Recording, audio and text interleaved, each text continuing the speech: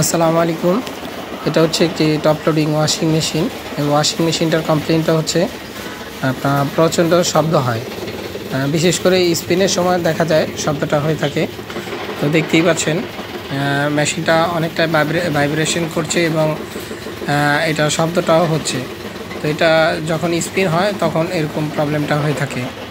তো এই মেশিনটা লিমিটটা হচ্ছে 15 কেজি। তো এটা শুধুমাত্র যেটা হচ্ছিল এটা শব্দ করে যাচ্ছিল।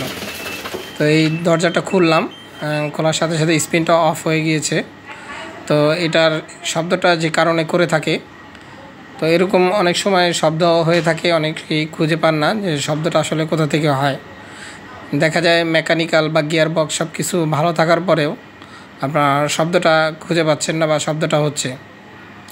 তো এখানে যে প্লাস্টিকটা দেখছেন, এখানে এই প্লাস্টিকের সাথে এখানে দুইটা ড্রাম ব্যবহার করা হয়। একটা হলো বাহিরের সাইড, একটা স্টিল ড্রাম। তো এই দুইটা ড্রামের ভিতরে আপনার মাঝখানে যে ড্রামটা থাকে ভিতরের, এই ড্রামটা দেখা যায় আপনার বাহিরের ড্রামটার সাথে বাজতে থাকে। তো এইটা বাজতে বাজতে দেখা যায় প্লাস্টিকের সাথে প্লাস্টিক ঘষা খেয়ে এরকম গরম হয়ে এই যে প্লাস্টিকগুলো গলে গিয়েছে। তো এইগুলো আমি ড্রাম থেকে টেনে টেনে বের করলাম, যে গরমে এগুলো আরও বাড়তি অংশ বেড়ে গেছে। তো এই বাড়তি অংশগুলোই আমি এগুলো ছিঁড়ে ভিতর থেকে বের করলাম, যেটা নাকি ঘষা খেতে খেতে এরকম প্লাস্টিকগুলো আপনার হয়ে গিয়েছে। তো এইটা অনেক সময় দেখবেন যে কারণে হয়, এই প্লাস্টিকের সাথে ঘষা খেতে খেতে এরকমটা হয়ে থাকে। আর এই ড্রামটা যে কারণে বেঁধে থাকে, অনেক সময় দেখবেন মেশিনের লেভেল ঠিক না থাকলে, অথবা এটার যেই আপনার অ্যালাইনমেন্ট স্ট্রিপ বলে, তো স্ট্রিপ যদি আপনার দেখা যায় চার কোণার ভিতরে যেরকম 4টা স্ট্রিপ ব্যবহার করা হয়, তখন দেখা যায় যে কোনো একটা যদি ভালোভাবে কাজ ঠিক মতো না করে, তখন যেটা হয় একদিকে একটু উঁচু নিচু হয়ে যায়। তখনই এই প্রবলেমটা দেখা দেয়, যে একটা ড্রামের সাথে আপনার ঘষা খেয়ে তখনই এটা আপনার প্রবলেমটা হচ্ছিল। তো এই জন্য এটা যেটা দেখলাম আমি এই প্রবলেমটা তখন এই প্লাস্টিকগুলো আমি ছুটিয়ে দিয়েছি। তো এইগুলো ছুটাই দিলে যদি হয়ে যায় তো ভালো, কিন্তু এটা হবে না, কারণ এটার লেভেলটা ঠিক নেই বিধাই এরকম। আর এটা বিশেষ করে যে সমস্ত বড় মেশিনগুলো, যেগুলো 15 কেজি 14 কেজি ওয়েটের মেশিন, যেগুলো লিমিট থাকে, তো ওই মেশিনগুলো একটু বেশি এই ধরনের প্রবলেমগুলো হয়ে থাকে। কারণ ওইগুলোতে দেখা যায় জামা কাপড় দেওয়া হয় অনেক পরিমাণে, বা ওইগুলো অনেক লোড নিতে হয়, লোড নিয়ে ওয়াশ করতে হয়, তখনই এই সমস্যাগুলো আরও বেশি হয়। তো এটা বিশেষ করে পাওয়া যায় বিশেষ করে বড় যেই মেশিনগুলো আছে, ওই মেশিনগুলোতেই এই প্রবলেমটা বেশি পাওয়া যায়। তো এইটা আবার অনেক সময় দেখবেন এই ড্রাম, যে স্টিল ড্রামটা আছে, এই ড্রামের নিচে আপনার যেই ঢালাইটা ব্যবহার করা হয় ড্রামটা ঘোরানোর জন্য, তো বা মেকানিক্যালের সাথে যেটা কানেক্ট থাকে, এইগুলো অনেক সময় দেখা যায় আবার ভেঙে যায়, তখনও এরকম প্রবলেম হতে পারে।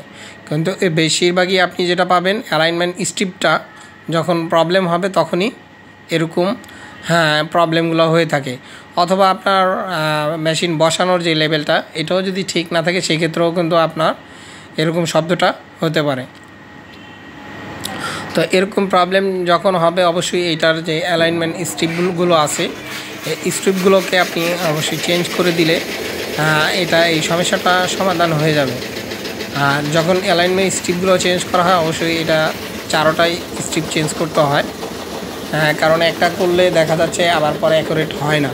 তো এই জন্য যখনই এটা আপনারা চেঞ্জ করবেন, তখন 4টাই স্ট্রিপই একসাথেই চেঞ্জ করে দেওয়া বেটার হবে। আর এগুলো যখন চেঞ্জ করবেন, অবশ্যই খেয়াল রাখবেন চেঞ্জ করার আগে মেশিনের যে লেভেলগুলো আবার চেক করে নেবেন। আর নিচে যে ড্রামের সাথে যেই ঢালাইটা লাগানো থাকে, যেটা মেকানিক্যালের সাথে জয়েন্ট থাকে, যেটা নাকি ড্রামেরটাকে ধরে ঘোরানো হয়, সেই জিনিসটা ঢালাইটা অনেক সময় দেখা যায় ভেঙে যায়। তো এই ভেঙে গেলে ওইগুলো অনেক সময় রিপেয়ার করা যায়, আর না হলে আপনার এটা রিপ্লেস করতে হবে। তো শব্দটা অবশ্যই আশা করি শুনতে পাচ্ছেন, মোটামুটি ভালো শব্দই হচ্ছিল। তো তো এখন দরজা লাগানোর পরে আবারও সেম শব্দটাই হচ্ছে, কিন্তু প্রথমের থেকে একটু কিছুটা কম, কারণ ওই বেশি শব্দটা হচ্ছিল ওই প্লাস্টিকগুলো কিছুটা কেটে ফেলেছি, যেগুলো নাকি ঘষা খেতে খেতে আপনার শব্দটা হচ্ছিল।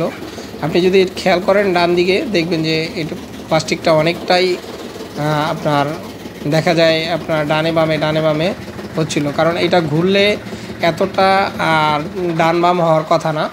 দেখতেই পাচ্ছেন যে ভিতরের প্লাস্টিকটা ডানে বামে আসছে, ভিতরে যাচ্ছে আসছে, তখনই এই ঘূর্ণনের ভিতরেই দেখা যায় ঘষা খেতে খেতে প্লাস্টিকটা গরম হয়ে গলে গিয়েছে, এখন স্লো হয়ে গিয়েছে, এখন বোঝা যাচ্ছে এটা।